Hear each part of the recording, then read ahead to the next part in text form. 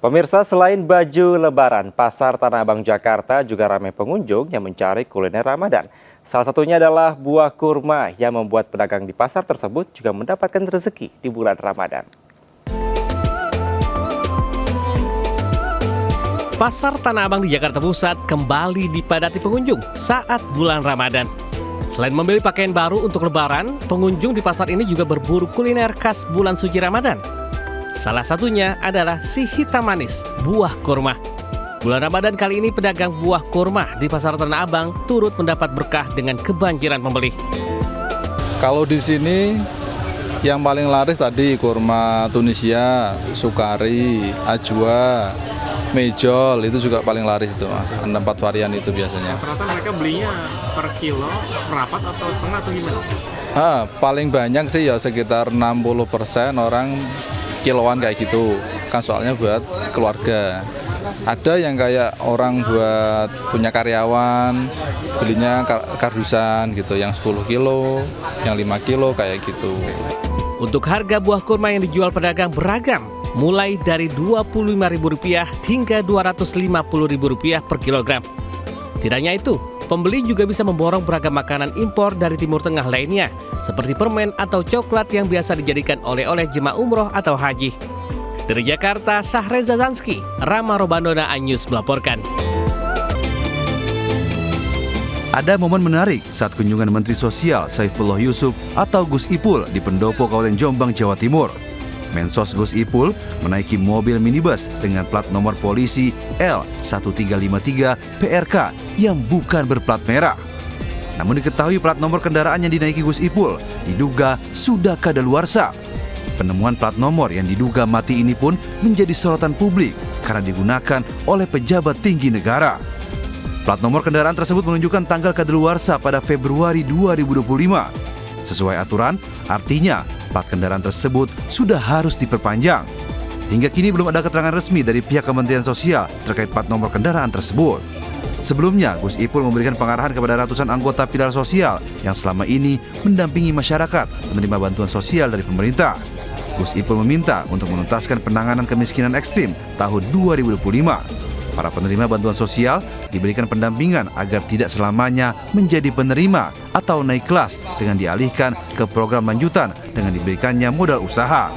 Dari Jombang, Jawa Timur, Muhtar Bagus melaporkan. Gunungan sampah di zona 3 TPA Sarimukti, Kabupaten Bandung Barat longsor. Tak ada korban jiwa dalam kejadian ini setelah pekerja melarikan diri.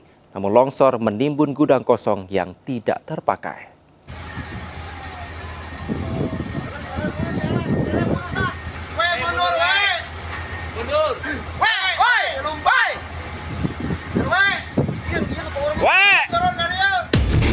Detik-detik gunungan sampah di zona 3 TPA Sarimukti longsor terekam video amatir.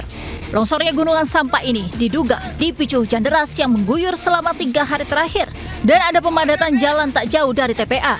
Pasca longsor, petugas pemungut sampah dan rombongan para pemulung tetap beraktivitas di dataran atas berjarak sekitar 100 meter dari lokasi longsor.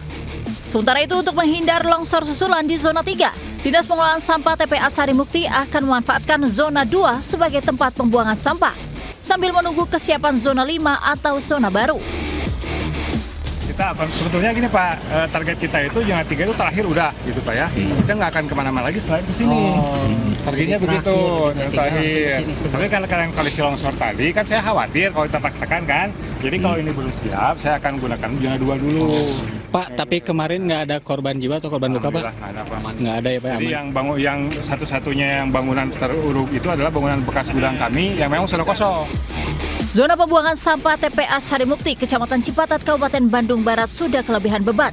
Atau zona 5 seluas 6,3 hektar baru akan dioperasikan Mei mendatang. Dari Kabupaten Bandung Barat, Jawa Barat, Yuwono Wahyu, iNews melaporkan.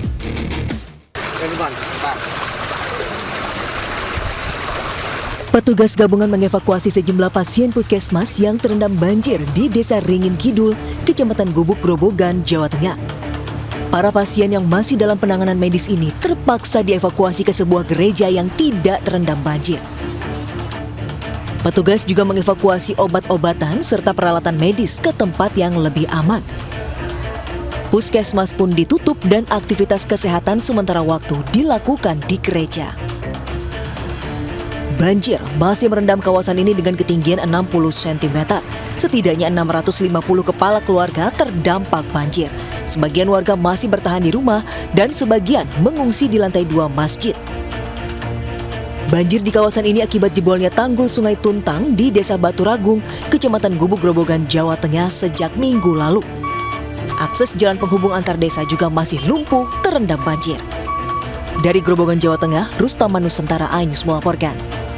Pemirsa, Ketua Bawaslu Kabupaten Bandung Barat, Riza Nasrul Farah, digerebek saat pesta sabu dengan 2 rekannya. Barang bukti 0,84 gram narkoba jenis sabu beserta alat hisap bong diamankan.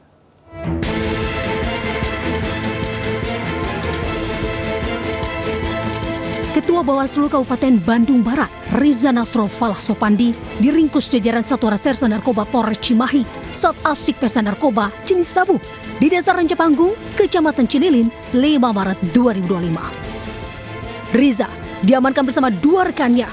Polisi menyita barang bukti berupa 0,84 gram narkotika jenis sabu beserta alat hisap bong. Uangnya dari mana, patungan? Coba patungan, dan memang juga memang tidak terencana. Intinya ini kemudahan saya. Kasus terungkap usai sebelumnya 3 pengedar sabu tertangkap polisi.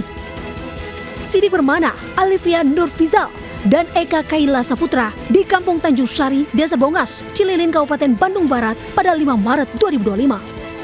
Sedang mengkonsumsi ya, maka kita temukan adanya barang bukti berupa bom. Jadi satu keluarga termasuk ada yang sedang kita akan cari ya. Para tersangka dijerat pasal Undang-Undang RI nomor 114 atau nomor 112 ayat 2 nomor 35 tahun 2009 tentang narkotika dengan hukuman pidana 5 tahun atau seumur hidup. Di Cimahi, Jawa Barat, Yuwono Wahyu, iNews melaporkan. Pemirsa, salah satu ruangan di lantai 3 Polda Banten yang tengah direnovasi hangus dilalap api. Sementara di Grobogan, Jawa Tengah, pasien yang masih dalam perawatan medis harus dievakuasi ke gereja akibat banjir.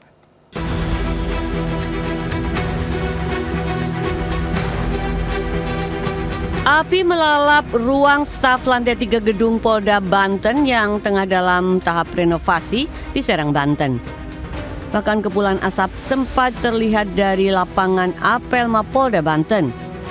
Sejumlah petugas mengamankan barang-barang agar tidak ikut hangus terbakar. Api bisa dipadamkan 1 jam setelah tim damkar menerjunkan 5 truk dari Kota Serang dan Kabupaten Serang serta 1 mobil pemadam kebakaran milik Polda Banten. Hingga kini polisi masih menginventaris, mendalami barang-barang yang terbakar serta mencari penyebab pasti asal api.